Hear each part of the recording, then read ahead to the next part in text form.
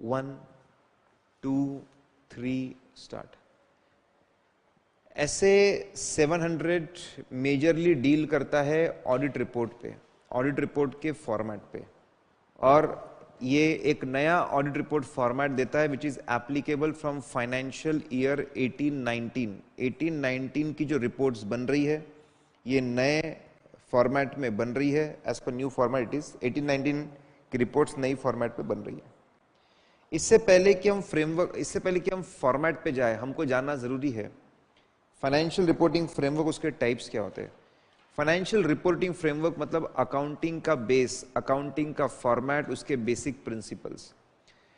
Financial reporting framework दो तरह के हो सकते हैं, जनरल पर्पस और स्पेशल पर्पस। ऐसा फ्रेमवर्क जो पब्लिक एट लार्ज सबके लिए सूटेबल हो, share holders, financiers, legal authorities, सबके लिए सूटेबल हो, ठीक है, उसको सबके लिए सूटेबल हो, उसको हम लोग बोलते हैं that will be general purpose framework, उसको जनरल पर्पस फ्रेमवर्क बोला जाता है।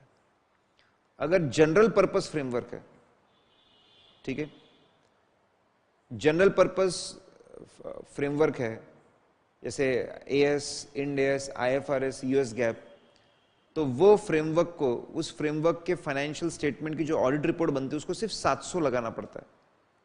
लेकिन फ्रेमवर्क ऐसे भी होते हैं स्पेसिफिक लोगों के लिए होते हैं। हमने एग्जाम्पल देखा स्पेसिफिक लोग, हमने ट्राई का एग्जाम्पल देखा, हमने फॉरेन होल्डिंग कंपनी का एग्जाम्पल देखा, जॉइंट वेंचर का एग्जाम्पल देखा, उसको बोलते हैं special purpose framework. Special purpose framework को दोनों लगते हैं 700 और 800। फिर हम देखा फ्रेमवर्क को और डिवाइड करते दो हिस्सों में, ऐसा फेयर प्रेजेंटेशन कंप्लायंस फ्रेमवर्क, ऐसा फ्रेमवर्क जो आपको परमिशन देता है चेंजेस करना है चेंजेस कर दो, अमेंडमेंट्स करना है अमेंडमेंट्स कर दो, एडिशन करना है एडिशन कर दो, but try to give best information, proper understanding to users of financial statements, ठीक है।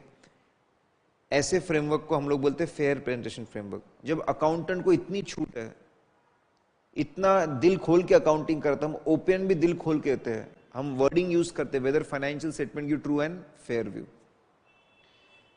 हमने एग्जाम्पल देखा इसका, आपके कार्बन क्रेडिट्स, कैसे कार्बन क्रेडिट्स को आप बेहतर समझा सकते हो फेयर प्रेजेंटेशन फ्रेमवर्क में, वो देखा हमने। फिर दूसरा ऐसा फ्रेमवर्क है जिसमें दोनों में से एक भी परमिशन नहीं है, अमेंडमेंट्स करने की परमिशन भी नहीं है फ्रेमवर्क में और एडिशन करने की भी परमिशन नहीं है। ऐसे फ्रेमवर्क को बोलते हैं कंप्लायंस फ्रेमवर्क। जैसे इसरो में कंप्लायंस फ्रेमवर्क है, यहां पे हम सिर्फ इतना बोलते हैं, अच्छा बुरा नहीं बोलते, financial statements are as per compliance framework, अच्छा बुरा तुम सोच लो, यू थिंक अबाउट इट, ठीक है। तो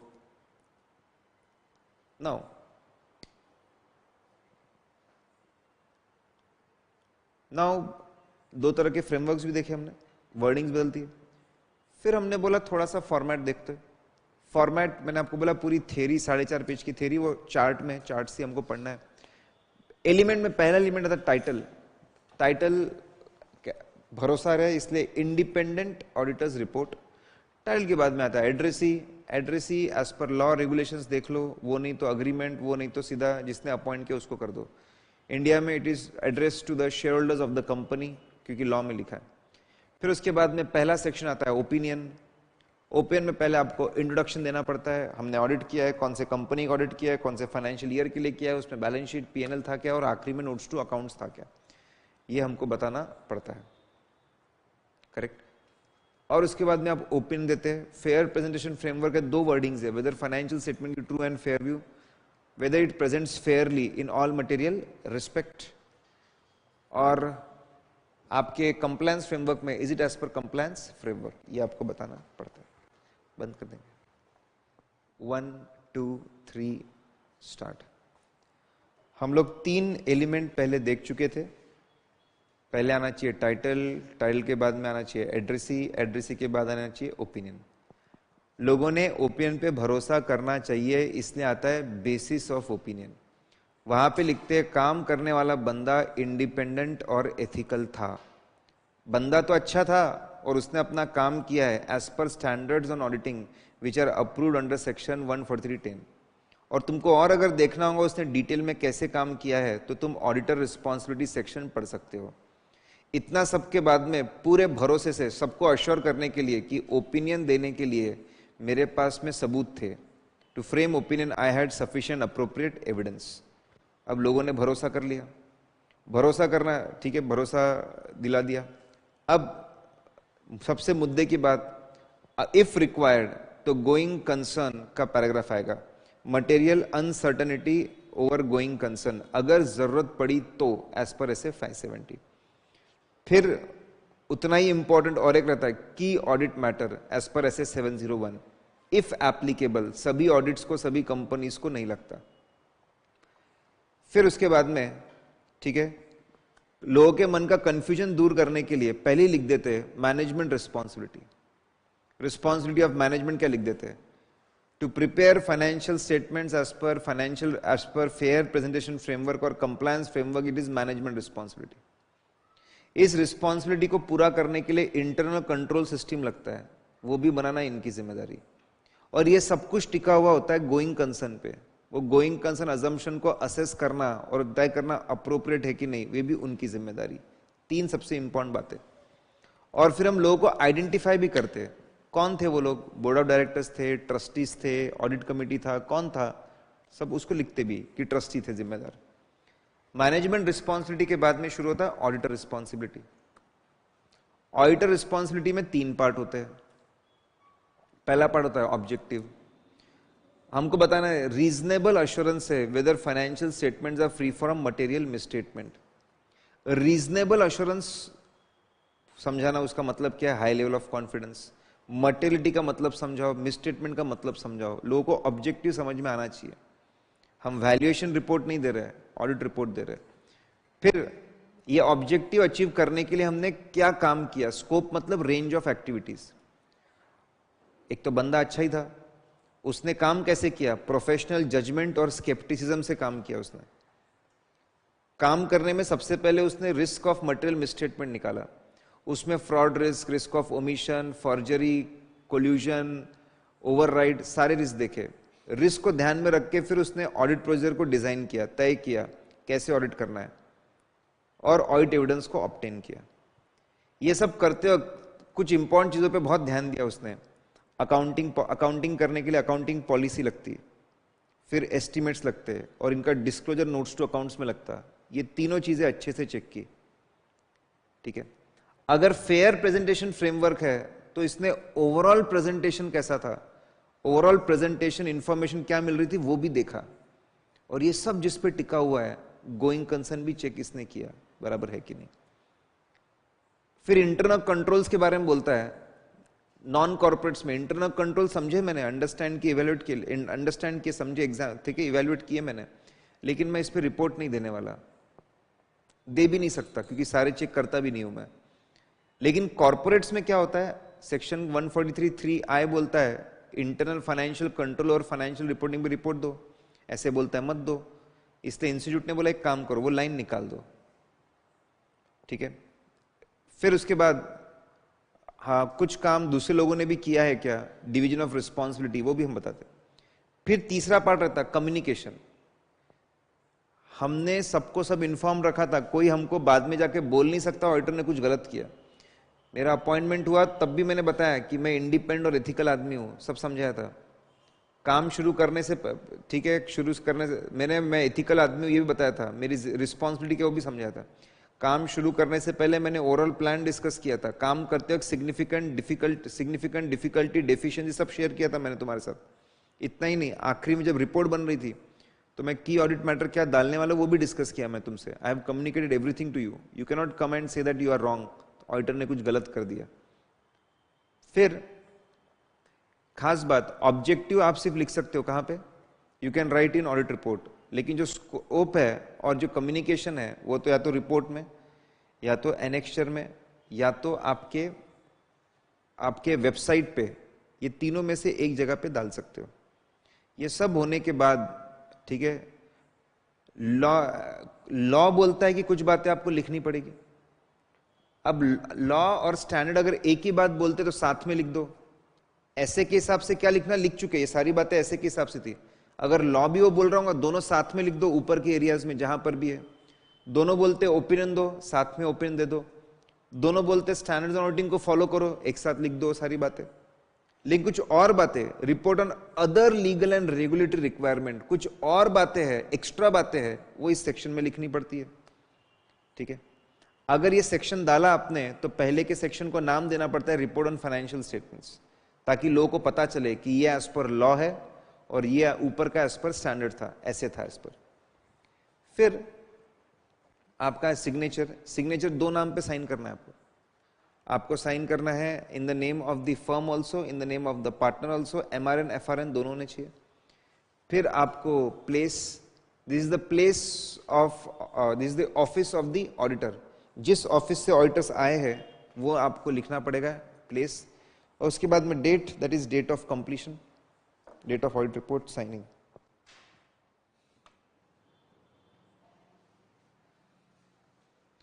1 2 3 स्टार्ट। 700 सीरीज में हम लोग टाइप्स ऑफ FRF और पूरा जो फॉर्मेट है वो पढ़ चुके थे। आज आते से हमने बहुत सिंपल बातें देखी। सबसे पहले हम लोगों ने देखा कि क्या, what if the format of audit report is given by law. If format of audit report is given in law, we can refer that this particular report is as per standards on auditing if all the elements of audit report are covered. ठीक है, other than temporary, all the elements are covered, then we can give the reference. But generally, all the elements are not covered. Best example, tax audit report, सारे elements covered नहीं है, इसलिए हम standards on auditing का reference नहीं देते। We don't give reference to standards on auditing. फिर हम लोगों ने पढ़ा क्या एक ही ऑडिट रिपोर्ट में हम ऐसा लिख सकते हैं that we have performed our audit as per standards on auditing issued by ICAI and as per international standards on auditing? Answer is yes. हम एक ही रिपोर्ट में ऐसा बोल सकते हैं, लेकिन शर्त है, ठीक है, एक ही रिपोर्ट में दो तरह के यूजर्स है तो एक ही रिपोर्ट में दोनों बातें हम बोल सकते हैं, लेकिन शर्त यह है कि क्वालिटी मेंटेन हो, सारे एलिमेंट्स आने चाहिए। All the elements of audit report should be covered, सारे एलिमेंट्स आपके ऑडिट रिपोर्ट के आने चाहिए। और दूसरा, दोनों के बीच में कोई डिफरेंस नहीं होना चाहिए ओपिनियन, फाइनल ओपिनियन में। All the elements should be there and there should not be any difference in the opinion. जो आपका फाइनल ओपिनियन है, ठीक है, EMP OMP वो एग्जैक्टली सेम होना चाहिए। क्वालिटी भी मेंटेन्ड है, डिफरेंस भी नहीं है, एक ही रिपोर्ट में लिख दो। क्या दो FRF के हिसाब से फाइनेंशियल स्टेटमेंट सही ऐसा लिख सकते हैं एक रिपोर्ट में? Can we write it is as per Ind AS and IFRS, दोनों क्लोज है बहुत? Answer is yes. शर्त है दोनों का फुल कंप्लायंस होना चाहिए। All income expense asset liability notes to accounts, दोनों का कंप्लायंस होना चाहिए हर जगह पे, और दोनों के हिसाब से जो प्रॉफिट आता है वो एक कैसा होना चाहिए? सेम। तो दोनों का रेफरेंस दो। तो अगर रिजल्ट सेम आ रहे हैं, बेसिकली वो ये बोलना चाहते हैं रिजल्ट सेम आ रहे हैं, तो एक ही रिपोर्ट में दोनों का रेफरेंस दे सकते हैं। फिर हमने आगे पढ़ा सप्लीमेंट्री इंफॉर्मेशन। सप्लीमेंट्री इंफॉर्मेशन मतलब additional information which was not required as per financial reporting framework, फिर भी उसको फाइनेंशियल स्टेटमेंट में लिखा गया, उसको हम लोग बोलते हैं supplementary information. It can be because of some law, जैसे MSMED लॉ के हिसाब से बातें लिखनी पड़ती है, it is as per law के हिसाब से लिखना पड़ता है चीजों को, या फिर it can be written voluntary also.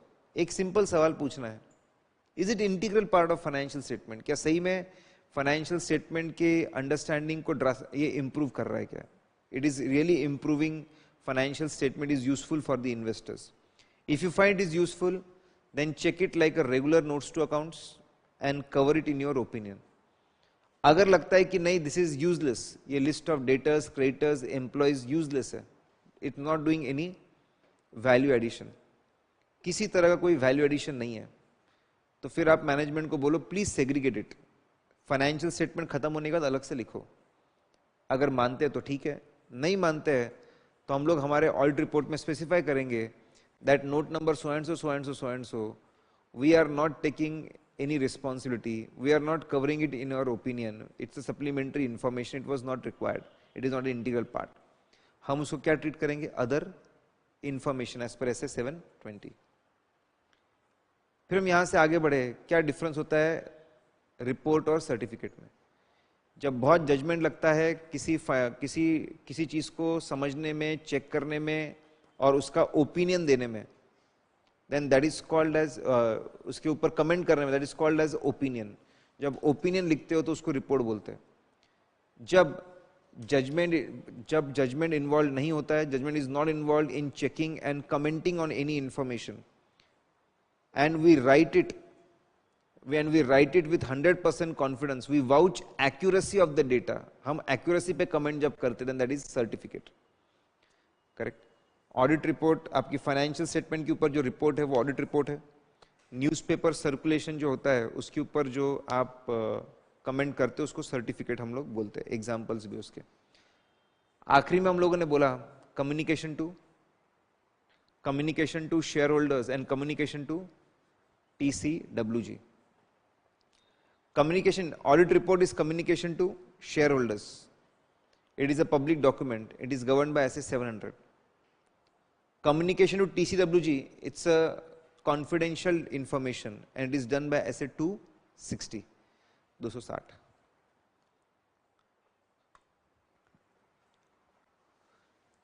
One, two, three, start. ऐसे 701 एक्सट्रीमली इंपॉर्टेंट। सबसे पहले था कि ये स्टैंडर्ड किसको एप्लीकेबल है। अच्छा, ये स्टैंडर्ड किसको एप्लीकेबल है? 701 में नहीं लिखा हुआ है, 700 में लिखा हुआ है, लेकिन यहाँ पे पढ़ना ज़्यादा इंपॉर्टेंट है। मतलब टेक्निकल इट इज रिटन ऐसे 700। किसको एप्लीकेबल है? Listed company, it is applicable to listed company where general purpose financial statements are prepared and it is a complete set, उसके ऑडिट को 701 लगता है। इफ रिक्वायर्ड बाय लॉ और regulation 701 लगेगा, India में ऐसा नहीं है। या फिर if auditor feels it is appropriate, significant public interest involve, अगर ऐसा लगता है तो he can include key audit matter. कहां नहीं लगेगा? जहां पे आप डिस्क्लेमर दे रहे हो that we didn't get information, we are not able to form opinion. जब तेरे को इंफॉर्मेशन नहीं मिली, तूने काम ही नहीं किया, तो matters involving significant auditor attention कहां से आएगा? मत दे की ऑडिट मैटर, प्रोहिबिट्स करता है। फिर एप्लीकेबल ही नहीं होगा। सुनो, if it is not applicable तो कुछ लिखने की जरूरत नहीं है। फिर इसके बाद हम लोगों ने पढ़ा कि की ऑडिट मैटर में क्या आएगा। तो बहुत सिंपल,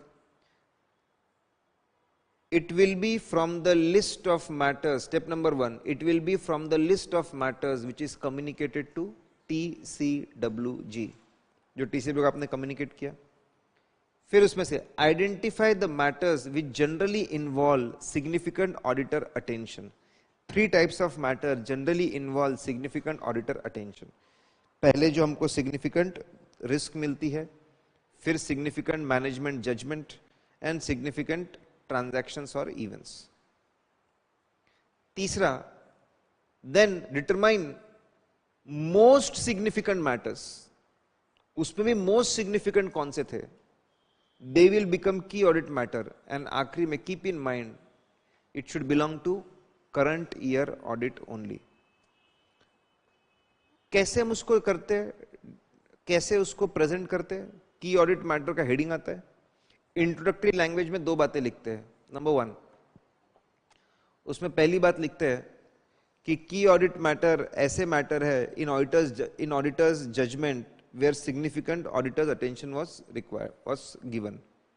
की ऑडिट मैटर को डिफाइन करो और फिर बाद में दूसरा लिखो, don't consider it as a individual opinion, separate opinion on the individual matters, उसको सेपरेट ओपिनियन मत मानो।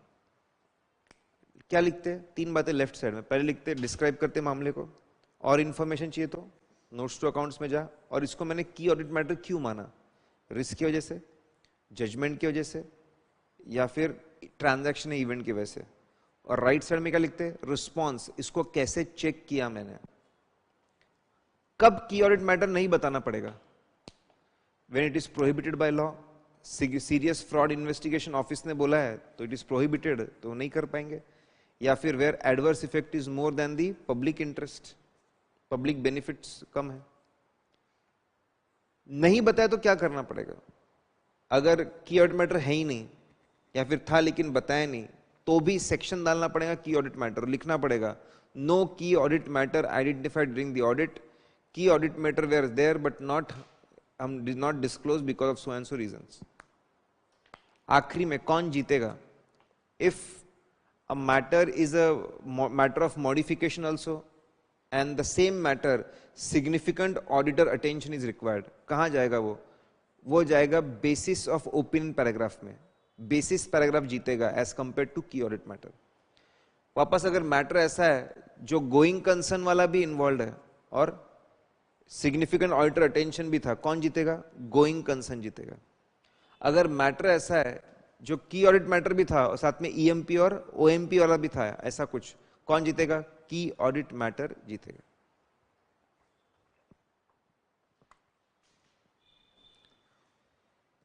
One two three start.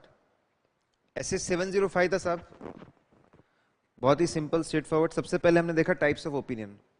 जाते से हमको सारे सबूत मिल गए और कोई गलती नहीं मिली तो हम लोग क्लीन ओपन देते, अनक्वालिफाइड अनमॉडिफाइड ओपन देते, फाइनेंशियल स्टेटमेंट की ट्रू एंड फेयर व्यू। अगर हमको सबूत की कमी दिखी इक्का दुक्का जगह पे, या फिर मटेरियल मिसस्टेटमेंट दिखे इक्का दुक्का जगह पे, बराबर कुछ जगहों पे गलतियां है, ऐसा हमको दिखा तो हम देते qualified opinion, except effect of subject to so and so, बाकी सब सही है। अगर हमको सबूत की कमी परवेसिव दिखी, spread across financial statement, multiple items पे इंपैक्ट है, या फिर एक ही आइटम पे इंपैक्ट जो बहुत बड़ा है अपने आप पे, या फिर फंडामेंटल नोट्स टू अकाउंट्स, वहां की सबूत की कमी है तो डिस्क्लेमर। अगर गलती हमको मिली परवेसिव, मेजॉरिटी चीजें मल्टीपल चीजें गलत है तो एडवर्स। हम लोगों ने क्वालिफाइड के लिए स्टील अथॉरिटी ऑफ इंडिया की रिपोर्ट देखी, करेक्ट, इंडिविजुअल आइटम्स में गलती नजर आ रही थी। हमने डिस्क्लेमर के लिए क्लासिक डायमंड की रिपोर्ट देखी, एडवर्स के लिए विक्ट्री पेपर बोला था। फिर हम लोगों ने बोला जो चार्ट था वैसे ही टेबल है, वैसी ही थियरी है, तो कोई चिंता की बात नहीं है। लेकिन एक खास बात पढ़ी, स्पेशल केस पढ़ा था यहाँ पे हमने। कभी कभी सारे सबूत मिलने के बाद में भी, सारे सबूत मिलने, even after receiving all the evidences, because of multiple material uncertainties which are interdependent on each other, एक का इंपैक्ट दूसरे पे हो सकता है, auditor is not able to conclude assets को राइट ऑफ करना चाहिए क्या, लाइबिलिटीज बनानी चाहिए क्या, गोइंग कंसर्न बराबर है कि नहीं। वो बोलता है यार माफ करो मेरे को, I am not able to frame opinion on financial statements, इतनी मल्टीपल अनसर्टेनिटीज है। वो स्पेशल केस था। फिर इसके बाद हमने देखा सबूत कमी का एक प्रॉब्लम होता है, रिस्ट्रिक्शंस इंपोज्ड बाय मैनेजमेंट, उसको बोलते हैं limitation on scope. Auditor appoint होने के बाद में अचानक मैनेजमेंट ने लिमिटेशन ऑन स्कोप, रिस्ट्रिक्शंस लगा दिए on range of activities which auditor can perform. तो ऑडिटर ने क्या करना चाहिए? उसने एनालाइज करना चाहिए, is it going to result in qualification और disclaimer. If it is going to result for qualification disclaimer, go to the management, management देखो आप ये सही नहीं कर रहे हो, ये बिल्कुल सही नहीं कर रहे हो, हमारे ओपन पे इंपैक्ट आ रहा है, हमको रिमूव दीज लिमिटेशंस, ये लिमिटेशंस रिमूव कर दीजिए। करते तो वेरी गुड, नहीं करते तो बोले एक काम करो, गो टू टीसीडब्ल्यूजी, उनको बोलो कि आप ये लिमिटेशन रिमूव कर दो और साथ में ऑल्टरनेटिव ऑडिट प्रोसीजर परफॉर्म करना शुरू कर दो। दोनों में से कोई तो मदद कर दे, या तो टीसीडब्ल्यूजी मदद कर दे या ऑल्टरनेटिव ऑडिट प्रोसीजर मदद कर दे। अगर इन सबसे सबूत नहीं मिल रहा, sufficient appropriate evidence, not pervasive effect है तो क्वालिफाई करेंगे। परवेसिव इफेक्ट है तो दो ऑप्शन है, या तो विड्रॉ कर सकते हैं असाइनमेंट से, या तो हम डिस्क्लेमर दे सकते हैं। सर्कमस्टांसेस को देखकर, टाइम को देखकर, कंपनी की क्या रिक्वेस्ट है उसको देखकर हम देखते हैं। बहुत अभी समय बाकी है, कंपनी बोलती है हम दूसरे से काम करवा लेंगे तो विड्रॉ कर दो आप। अगर समय बहुत आखिरी इसमें आ चुका है, कंपनी वाले बोले जो करना है कर दो बोले, तो डिस्क्लेमर देके निकल जाएंगे। डिपेंड्स ऑन द सर्कमस्टांसेस हम क्या करने वाले। बहुत से बच्चों को डाउट होता है पैसे मिलेंगे क्या? पैसे मिलते भाई, पैसे तो मिलना ही है। हम विड्रॉ करें कि डिस्क्लेमर दें, वी गेट मनी, नहीं तो सामने वाला बंदा ऑडिट एक्सेप्ट कर नहीं सकता। फिर यहां से हम आगे गए, हम लोगों ने इंपैक्ट ऑन रिपोर्ट समझा। टाइटल पे कोई इंपैक्ट नहीं है, एड्रेस पे कोई इंपैक्ट नहीं है, ओपिनियन की हेडिंग बदल जाती है, ओपिनियन के वर्डिंग्स बदल जाते हैं। अगर मिसस्टेटमेंट है तो except effect of word use करते हैं। अगर नो सफिशिएंट अप्रोप्रिएट एविडेंस है तो except possible effects of the matter, ऐसा बोलते हैं, except possible effects of the matter बोलते हैं। एडवर्स और डिस्क्लेमर में वर्ड यूज करते हैं because of significance of matters, हम लोग एडवर्स दे रहे हैं या फिर हम डिस्क्लेमर दे रहे हैं। ओपिनियन के नीचे आपका बेसिस ऑफ ओपिनियन, उसकी हेडिंग बदल जाती है, उसमें रीजन एक्सप्लेन करते हैं। सबूत की कमी होंगी तो क्या रीजन है वो समझाओ, अगर गलती होंगी तो गलती तीन चीज हो सकती है, या तो अमाउंट गलत है, या तो नोट्स टू अकाउंट्स गलत है, या तो नॉन डिस्क्लोजर है। अमाउंट गलत है तो क्वांटिफाई करो, इफ नॉट प्रैक्टिकल बोल दो, प्रैक्टिकल नहीं है क्वांटिफाई करना। अगर डिस्क्लोजर गलत है तो डिस्क्लोजर गलत है ऐसा लिखो, और क्या है सही डिस्क्लोजर लिख के बताओ। नॉन डिस्क्लोजर रहता थोड़ा केयरफुल रहो, क्योंकि आप ऐसी कोई चीज बताने वाले हो जो फाइनेंशियल स्टेटमेंट में अभी तक लिखी नहीं है। दोस्त चार्ज विद गवर्नेंस से डिस्कस करो, देखो ऐसा बताने वाले हैं। नेचर ऑफ द इंफॉर्मेशन बताओ, डिटेल कब बताओ, when it is practical and you are confident. Practical है और तुम्हारे पास में सफिशिएंट अप्रोप्रिएट एविडेंस है तो डिटेल बताओ, and it should not B prohibited by law. कोई बहुत ही नेशनल इंटरेस्ट में अगेंस्ट है, प्रोहिबिटेड बाय लॉ है तो छोड़ दो। बेसिस ऑफ ओपिनियन में आखिरी लाइन आती है, we have obtained sufficient appropriate evidence, तो लिखो for qualified opinion, for adverse opinion, जो भी होगा। डिस्क्लेमर तो लिखो, ये सब मामलों की वजह से सबूत ही नहीं ला पाए हम लोग। बेसिस ऑफ ओपिनियन के बाद में आपका आता है, अच्छा बेसिस में और एक बात लिखिए वहीं पे, कि कभी अगर आपने डिस्क्लेमर का रीजन दे दिया, एडवर्स का रीजन दे दिया, तो क्या क्वालिफिकेशन के रीजन छोड़ दोगे? नहीं नहीं नहीं, सारी चीजें बताओ। डिस्क्लेमर कौन से किसकी वजह से, एडवर्स किसकी वजह से, सारे बताने। सर्कमस्टांसेस कैन को एग्जिस्ट, एक रीजन हो सकता है मल्टीपल इफेक्ट एडवर्स वाला, मल्टीपल इफेक्ट डिस्क्लेमर वाला, और एक हो सकता है क्वालिफिकेशन वाला, सब बताने का। मल्टीपल ओपन वाल में हम लोगों ने डिस्कस किया। इसमें परवेसिव मतलब तीन चीजें होती है, ऐसी कोई चीज जो मल्टीपल चीजों पे इंपैक्ट है, ऐसी चीज जो सिंगल आइटम पे इंपैक्ट है लेकिन वो मेजर पार्ट है अपने आप में, या फिर बहुत ही इंपॉर्टेंट नोट्स टू अकाउंट्स पे इंपैक्ट है, तो वो परवेसिव माना जाता है।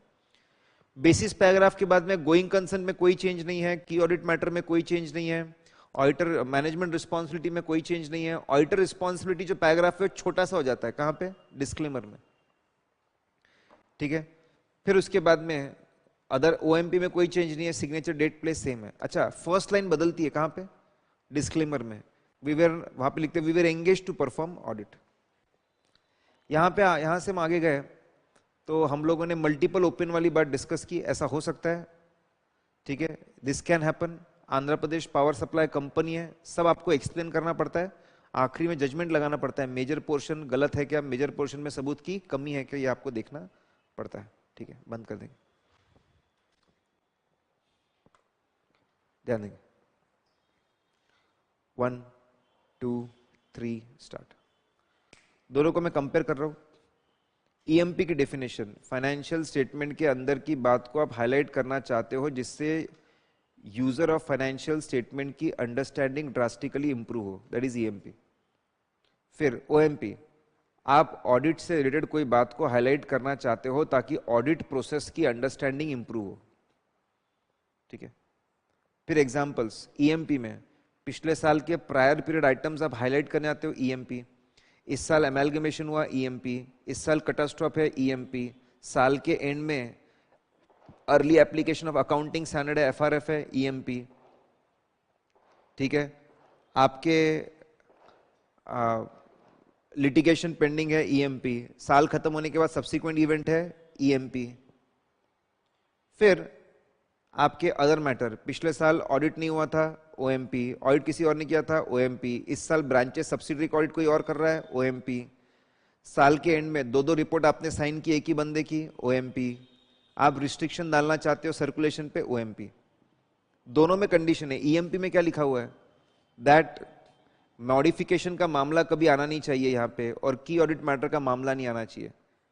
अच्छा ओएमपी में क्या लिखा है? आप नई जानकारी दे रहे हो, it should not B prohibited by law, और की ऑडिट मैटर का मामला आना नहीं चाहिए। कंटेंट, ईएमपी में एम्फासिस ऑफ मैटर की हेडिंग आएंगी, यहाँ पे अदर मैटर की हेडिंग आएंगी। ईएमपी में ईएमपी हाईलाइट करेंगे, जो मैटर है दोनों में हाईलाइट करेंगे। लेकिन ईएमपी में दो एक्स्ट्रा चीजें आती है, रेफरेंस देना पड़ता है नोट्स टू अकाउंट्स का।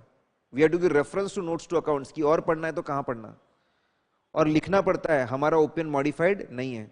ओएमपी में दो बातें लिखने की जरूरत नहीं है, this two things are not required. Placement, EMP कहां पे आएगा? अगर एफआरएफ से रिलेटेड है तो बेसिस के जस्ट नीचे, बेसिस के जस्ट नीचे आएगा, अगर या फिर की ऑडिट मैटर के ऊपर या उसके नीचे, डिपेंडिंग ऑन रिलेटिव इंपॉर्टेंस। एमैल्गमेशन शायद ऊपर आएगा, प्रायर पीरियड उसके नीचे आएगा। फिर अदर मैटर का पोजीशन कहां पे आएगा? की ऑडिट मैटर के नीचे। और लोग कंफ्यूज ना हो इसलिए अलग से लिखो भी अदर मैटर उसका डिस्क्रिप्शन, ताकि लोग उसको किसका पार्ट ना समझे, केएम का। की ऑडिट मैटर के नीचे, इतना नीचे लिख सकते हो कि जो लीगल मैटर्स के डिस्क्लोजर है वहां पर भी इसको लिख सकते हो, वहां पर भी इसको स्पेसिफाई आप कर सकते हो। या फिर ठीक है, या फिर आप एक काम करिए, एकदम एंड में report on financial statement on report on other legal matter सब खत्म होने के बाद आखिरी में बताइए इसको। जैसे सब्सिडरीज और ब्रांचेस का ऑडिट नहीं किया, ये आखिरी में ही बताया जाता है। 1 2 3 स्टार्ट। ऐसे 710 सबसे पहले what do mean by comparatives and two approaches. पिछले साल की जो जानकारी दी जाती है with current year data, that is called as comparative information. उसको कंपैरेटिव इंफॉर्मेशन बोला जाता है। ठीक है, this is very important for performance analysis. Now इसको रिपोर्ट करने के दो अप्रोच है। if detailed information is given, equal importance is given, that is called as financial statement approach. ठीक है, in such case we refer current year as well as previous year in intro and opinion, दोनों में हम refer करते हैं। फिर दूसरा, that is financial statement approach। फिर दूसरा, if previous year is not given, if detailed information is not given about the previous year, detailed information नहीं देते, ठीक है, equal importance नहीं देते, पूरा इंपॉर्टेंस सिर्फ करंट ईयर को है, ऐसे इसमें it is not a separate financial statement, it is just extra information, it is called as corresponding figures approach. इसमें हम लोग रेफर करते और ओपिनियन देते सिर्फ करंट ईयर पे। तो बहुत आसान, अगर पिछले साल को तुम मान रहे हो, बहुत इंपॉर्टेंस दे रहे हो, that is financial statement approach, उसको भी रेफर करना पड़ेगा। पिछले साल को आप नहीं मान रहे हो इतना, that is a corresponding figure approach, सिर्फ करंट ईयर को रेफर करना पड़ेगा। फिर हमने पढ़ा ऑडिट प्रोसीजर। क्या ऑडिट प्रोसीजर होती है? कंपैरेटिव्स को चेक करने की, कंपैरेटिव फाइनेंशियल स्टेटमेंट को चेक करने की, करस्पॉन्डिंग फिगर्स को चेक कर। सबका आंसर एक ही है। पहले कंपैरेटिव इंफॉर्मेशन का मतलब समझाओ, फिर बताओ बेसिक इवैल्यूएशंस करने पड़ते हैं। क्या बेसिक इवैल्यूएशन करने पड़ते हैं? जाइए जाके फाइनेंशियल रिपोर्टिंग फ्रेमवर्क को पढ़िए कि क्या रिक्वायरमेंट्स है with respect to comparative information, और जाके चेक करिए जितनी रिक्वायरमेंट थी उतने डिटेल्स इंक्लूड किए गए क्या। दूसरा सिंपल, अग्री द अमाउंट्स को अग्री करिए। जो कंपैरेटिव इंफॉर्मेशन है लास्ट ईयर के फाइनेंशियल स्टेटमेंट, लास्ट ईयर के बुक्स ऑफ अकाउंट से उसको मैच करिए। फिर consistency, read last year accounting policies and check consistency of accounting policy. If they are consistent, good. If they are not consistent, they should be disclosure in notes to accounts. ये basic evaluation, इतना करके base खत्म। लेकिन अगर हमको possible misstatement दिखता है, if we see that misstatement is possible, something is wrong, then you perform additional procedure. पूरे रिकॉर्ड्स ओपन करवाओ, डेप्रिसिएशन की कैलकुलेशन खुलवाओ, इन्वेंट्री वैल्यूएशन देखो, सारे रिकॉर्ड्स, इंफॉर्मेशन सब मंगाओ, अगर पॉसिबल मिसस्टेटमेंट है तो। और क्या मिसस्टेटमेंट है पता लगाओ। अगर मिसस्टेटमेंट मिलता है तो उसको रेक्टिफिकेशन करना पड़ेगा। Rectification can be done by reopening financial statement of last year. अगर ऐसा होता है, यू हैव टू अप्लाई ऐसे 560 आप ही थे, आपको ऐसे 560 लगाना पड़ेगा, correct. And if rectification happen in the current year, then no special standard is required, कोई स्टैंडर्ड की जरूरत नहीं है। तो पहले डेफिनेशन समझाओ, बेसिक इवैल्यूएशन समझाओ, मिसस्टेटमेंट अगर मिल रहा है तो क्या करना पड़ेगा वो बताओ। आखिरी में रिटर्न रिप्रेजेंटेशन लगता है। जितने साल आप रेफर करोगे उतने साल का आपको रिटर्न रिप्रेजेंटेशन लगेगा। फाइनेंशियल स्टेटमेंट अप्रोच में आप 2 या उससे ज्यादा साल रेफर करते हो, दोनों के आपको रिटर्न रिप्रेजेंटेशन देने पड़ेंगे। करस्पॉन्डिंग फिगर में सिर्फ करंट ईयर को रेफर करते हो, सिर्फ करंट ईयर का आपको रिटर्न रिप्रेजेंटेशन देना पड़ेगा। फिर हमने और एक बात बोली थी, ये सिर्फ एक रिपोर्टिंग अप्रोच है। अगर आपने पिछले साल का ऑडिट नहीं किया है, if you are not done, पिछले साल का ऑडिट आपने नहीं किया है, if you are not done previous year audit, ठीक है, तो ऐसे केस में आपको ओएमपी डालना पड़ेगा और बताना पड़ेगा कि it is done by predecessor auditor, कब किया था, क्या ओपन दिया था, बताना पड़ता है। फिर हमने एक बहुत खास बात देखी, last year audit report have stated that there are problems, there are modifications. Last year audit report is modified है, उसमें गलतियां लिखी हुई है। या फिर करंट ईयर ऑडिट करते गलतियों का पता चला, कैसे भी पता चला, क्या करेंगे? Go to the management, ask for the rectification, if they rectify give clean report, at the max put EMP. If they don't rectify नहीं करेंगे तो क्या करना पड़ेगा? क्वालिफाई करना पड़ेगा। If they don't rectify will have to qualify, ठीक है। अब क्वालिफाई करने के 2 तरीके हो सकते हैं एज पर दी अप्रोच। अगर कंपैरेटिव फाइनेंशियल स्टेटमेंट अप्रोच है तो हमको पिछले साल वो क्वालिफाई करना ही था नॉर्मल, तो नॉर्मल क्वालिफिकेशन, रीजन बता, क्वांटिफाई कर, बहुत हो गया, डन। लेकिन करस्पॉन्डिंग फिगर अप्रोच है तो वहां बताना पड़ता है दैट हम लोग तो करंट ईयर पे रिपोर्ट करने वाले थे, but because the comparison of the current year is not happening properly with the previous year, ठीक है, we are qualifying it, we are explaining that कि लास्ट ईयर का डेटा गलत है। फिर सोचो उसका इंपैक्ट करंट ईयर पे क्या? If the impact is on current year then modify current year data also, कि करंट ईयर में भी गलती है, पहले प्रीवियस ईयर को मॉडिफाई करो और जरूरत पड़े तो करंट ईयर को भी मॉडिफाई करो डिसीजन लेते वक्त, ठीक है। फिर हमने पढ़ा लास्ट ईयर पे क्लीन ओपिनियन दिया था, करंट ईयर लास्ट ईयर पे क्वालिफाइड ओपिनियन दे दिया। ऐसा होता है कभी कभी हम लोग हमारा ही जो ओपिनियन होता है वो बदल देते हैं। लास्ट ईयर पे कुछ और ओपिनियन था, करंट ईयर आते आते ओपिनियन बदल गया। जब आप खुद का ही ओपिनियन बदल रहे हो तो आपको ओएमपी डालना जरूरी है, और ये बात लोगों को बताना जरूरी है, ओएमपी डालकर। 1 2 3 start. Annual report is a document which consists financial statement. Annual report में फाइनेंशियल स्टेटमेंट के अलावा बहुत सारे और दूसरे डॉक्यूमेंट्स आते हैं। बीओडी का report, management discussion analysis, corporate governance report, ठीक है, letter to shareholders, financial highlights, ऐसे बहुत सारी चीजें आती हैं। इन सबको कलेक्टिवली बोलते हैं अदर इंफॉर्मेशन। वेबसाइट पे क्या लिखा जाता है, वेबसाइट पे क्या लिखा जाता है उससे कोई मतलब नहीं है। न्यूज़ पे क्या आप एडवर्टीजमेंट क्या देते हैं उससे कोई मतलब नहीं है। सिर्फ जो एनुअल रिपोर्ट के अंदर जो इंफॉर्मेशन है फाइनेंशियल स्टेटमेंट के अलावा उसको बोलते हैं अदर इंफॉर्मेशन। क्या बोलता है ऐसे 720 बोलता है सबसे पहले ऑडिटर ने जाके he should obtain other information. Management के पास जाके उनको पूछो कितनी चीजें आप एनुअल रिपोर्ट में इंक्लूड कर चुके हो और क्या क्या इंक्लूड करने वाले हो, कितने इंक्लूड कर चुके, क्या क्या इंक्लूड करने वाले हो। जो इंक्लूड कर चुके हो वो तो दे दो हमको, या फिर ask your team to provide it to me before we issue audit report. Audit report issue करने से पहले प्लीज हमको दे देना, अरेंजमेंट्स कर लो, ठीक है।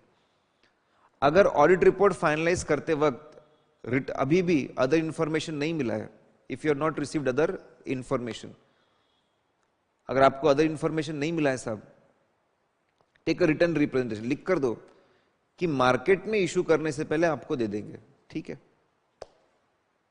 डिस्कस कर लिया, जो लेना था ले लिया, और फिर भी नहीं मिल रहा है तो रिटर्न रिप्रेजेंटेशन से संतुष्ट हो गए, ठीक है, डन, लिख दो, आगे बढ़ो। अब अदर इंफॉर्मेशन जब आपको मिलती है, जो अगर मिली आपको तो क्या करोगे, उसको रीड करो, कंसिडर करो, ठीक लग रहा है ना, ठीक है, read it and consider it. 3 बातें निकल के आ सकती है। पहला, मटेरियल इनकंसिस्टेंसी, मिसमैच है अदर इंफॉर्मेशन और फाइनेंशियल स्टेटमेंट में, सेल्स वाला एग्जांपल था। या फिर मटेरियल इनकंसिस्टेंसी है अदर इंफॉर्मेशन में और ऑडिटर्स नॉलेज में, ऑडिटर के एविडेंस में, कंक्लूजन में, फाइल्स में जो डेटा है वहां पे इनकंसिस्टेंसी है, ब्रांचेस वाला एग्जांपल था। या फिर तीसरा, अदर इंफॉर्मेशन गलत है, तुमने जो फ्यूचर कॉन्ट्रैक्ट की बात बोली वो गलत है, ठीक है, इट इज रॉन्ग। ये 3 चीज निकल सकती है। क्या करो, जाओ मैनेजमेंट के पास, बेटा बैठो, ये गलती लग रही है, डिस्कस करो, डिस्कस करो, वो जो बता रहे फिर उसको और चेक करो और कंक्लूड करो। 2 कंक्लूजन निकल सकते हैं। पहला है तो फाइनेंशियल स्टेटमेंट ही गलत निकले, ऑडिटर का नॉलेज गलत निकला। अगर ऐसा हो तो क्या करेंगे, 3 स्टैंडर्ड लगाएंगे। 300 सीरीज में 315 यूज करके revise the risk of material misstatement of that area, 450 use करके रेक्टिफिकेशंस करवा दो, और 560 यूज करके रिवाइज ऑडिट रिपोर्ट बनवा दो, अगर रिपोर्ट इशू हो चुकी है तो। अगर अदर इंफॉर्मेशन गलत निकली तो क्या करेंगे, अदर इंफॉर्मेशन गलत निकली, we go to the management, please rectify it, नहीं किया उन्होंने rectify. Then we go to TCWG, please rectify it, नहीं किया उन्होंने रेक्टिफाई, उन्होंने भी रेक्टिफाई नहीं किया, इवन दे डोंट रेक्टिफाई। ठीक है, देन फिर अगर वो भी रेक्टिफाई नहीं करते हैं तो हमारे पास अब 2 चीजें हैं। अगर ऑडिट रिपोर्ट अभी तक इशू नहीं की तो ऑडिट रिपोर्ट में जो अदर इंफॉर्मेशन का सेक्शन होगा वहां पे लिखो अदर इंफॉर्मेशन गलत है। लेकिन अगर आपको ऐसा लग रहा है बहुत सारी गलतियां है, अरे ये तो बेवकूफ बनाने के लिए बैठे यार दुनिया को, इनके ऊपर से विश्वास उठ गया, विड्रॉ। इक्का दुक्का गलती है ना, मैं लिख दूंगा रिपोर्ट में अदर इंफॉर्मेशन इतनी गलत है, बहुत गलतियां है ना, विश्वास उठ गया, विड्रॉ। ऑडिट रिपोर्ट इशू कर चुके हो, टेक अप्रोप्रिएट एक्शन। कुछ ऐसा करो कि आप जो यूजर से ऑडिट रिपोर्ट के उन तक ये बात पहुंचाओ कि चीजें गलत है। Go and speak at AGM, AGM में जाके बात करो, अपनी ऑडिट रिपोर्ट विड्रॉ कर दो। ठीक है, रेगुलेटरी अथॉरिटीज को अगर लिखा होगा तो बताओ लेकिन लोगों को कि अदर इंफॉर्मेशन गलत है। अब रिपोर्ट में एक्चुअली लिखना क्या है, तो ऑडिट रिपोर्ट में एक सेक्शन बनाओ अदर इंफॉर्मेशन का, वो की ऑडिट मैटर के नीचे होगा, गलतियां होगी तो ऊपर भी जा सकता है, इसमें भी लिखेंगे हम लोग। अदर इंफॉर्मेशन को बनाना मैनेजमेंट की रिस्पॉन्सिबिलिटी है, it is their responsibility to prepare it. ठीक है, अब बना करके उन्होंने हमको अदर इंफॉर्मेशन दिया कि नहीं दिया, whether we have obtained other information or not, other information मिली कि नहीं मिली वो भी बता दो। अच्छा, तुम्हारी जिम्मेदारी क्या है, मेरा काम है भैया, पहले मैनेजमेंट की जिम्मेदारी है उन्होंने निभाया कि नहीं निभाया, मेरा काम है उसको एक बार रीड करना, कंसिडर करना, रीड करना, कंसिडर करना, और ये स्टैंड के हिसाब से ऑडिट प्रोसेस लगाना, ये मेरा काम है, ऐसे 720 के हिसाब से चलना। लेकिन कभी भी रीड करो, कंसिडर करो, रिपोर्ट करो, लेकिन मैं कभी भी अश्योरेंस नहीं दूंगा, ओपिनियन नहीं दूंगा अदर इंफॉर्मेशन पे, ना ही मेरा ओपिनियन उसको कवर करता है, ना मैं ओपिनियन दूंगा, ना मेरा एग्जिस्टिंग ओपिनियन उसको कवर करता है, दोनों भी चीजें बोले। बस इतना बोल के खत्म कर दो, डिप्लोमेटिक, सिर्फ इतना बोल के। अब अगर अदर इंफॉर्मेशन मिल चुकी थी ऑडिट रिपोर्ट इशू करने के पहले, तो फिर आगे हम रिपोर्टिंग को और बढ़ाते,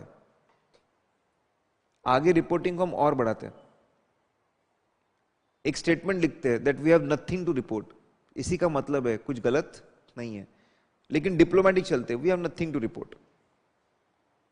अगर गलती है तो लिखते क्या गलती है, जो भी गलती है लिखेंगे हम लोग कि क्या चीजें गलत है, what is wrong in other information, और ये भी सोचेंगे कि फाइनेंशियल स्टेटमेंट पे इंपैक्ट है कि नहीं है। इसमें एक बात और थी कि ये रिपोर्टिंग कहां करनी है, लिस्टेड कंपनी है ना, तो सिर्फ एक्सपेक्टेशंस भी होंगी तो एक्सपेक्टेशन के बेसिस पे रिपोर्टिंग कर सकते हो, that is sufficient. Even if there only expectation, you can go and report about it, expectation भी तो भी चलता है। लेकिन अनलिस्टेड कंपनी में सिर्फ एक्सपेक्टेशन काफी नहीं है, at least some information is should be received before I go and report on it. बंद कर देंगे।